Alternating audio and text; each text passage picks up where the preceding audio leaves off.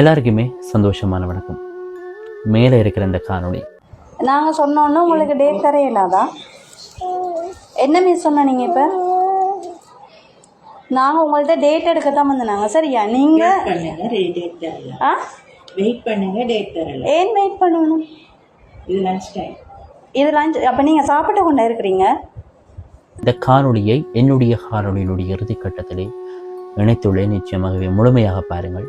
அதற்கு முற்பாடு இந்த காணொளி சம்பந்தப்பட்ட அந்த ஊழிய பெண்மணியை சேரும் வரை பகிருங்கள். இந்த காணொளியில் அவரை நான் விமர்சிக்கவோ அல்லது அவரை கொச்சப்படுத்தவோ இல்லை. அவருடைய மகனாக அல்லது அவருடைய நலம் விரும்பியாக அல்லது அவருடைய சகோதரனாக நான் இந்த காணொளியை அவருக்கு ஒரு அறிவுரையாக வழங்குகிறேன்.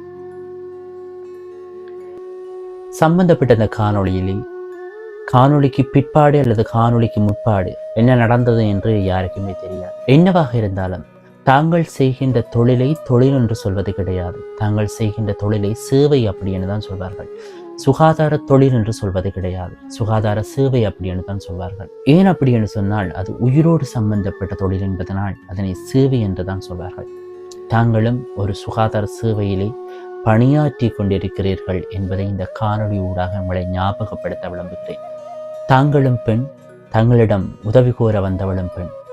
அந்த பெண் தன்னுடைய குழந்தையை தன்னுடைய கையில் இறுக பற்றி கொண்டு தன்னுடைய குழந்தையினுடைய ஆரோக்கியத்திற்காக அடுத்த கட்ட வைத்தியத்திற்காக தங்களிடம் ஒரு தேதியை கேட்கிறாள். தாங்களும் பெண், தாங்களும் குழந்தைகளை பெறக்கூடியவர்கள் என்பதையும் மறந்துவிடக்கூடாது. அந்த காணொளிக்காகவோ அல்லது அவளுடைய குணமோ எங்களுக்கு தெரியாது.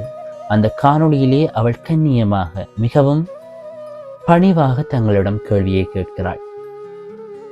சரி, பணிவு என்பதை தாண்டி அவள் கம்பீரமாக கேட்கிறாளோ அல்லது திமிராக கேட்கிறாளோ எதுவாக இருந்தாலும் எங்களுடைய சேவை அவர்களுக்கு நாங்கள் வழங்க வேண்டியது எங்களுடைய கடமை.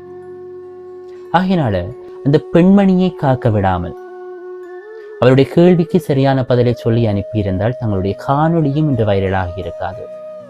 தங்களுக்கான சேவை இந்த பிரபஞ்சத்தினால் ஏற்றுக்கொள்ளப்பட்டிருக்கும் என்பதையும் மறந்துவிடக்கூடாது. அதிலே அந்த பெண்மணி பல கேள்விகளை கேட்டுக்கொண்டிருக்கிறாள். நீங்கள் தொலைபேசியை பாவித்துக் கொண்டிருக்கிறீர்கள்.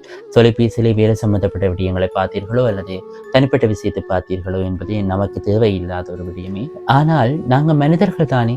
எவர் எப்படியாக இருந்தாலும் நாங்கள் மனிதமாக செயற்பட்டால் எங்களுக்கான பாதை நல்ல வழியில் செல்லும் என்பதை நீங்கள் மறந்து விட்டீர்கள் என்னவோ. இந்த சுகாதார சேவைக்கு நீங்கள் வருவதற்கு முன்னால் உங்களுடைய பணி தொடக்கத்தினுடைய கடிதத்திலே உங்களுடைய கையெழுத்தை இட்டிருப்பீர்கள். அதற்கு முன்னால் அதிலே பல சட்டங்கள் இருந்திருக்கும், பல கொள்கைகள் இருந்திருக்கும். எல்லாவற்றைக்குமே பணிகிறேன் என்று சொல்லி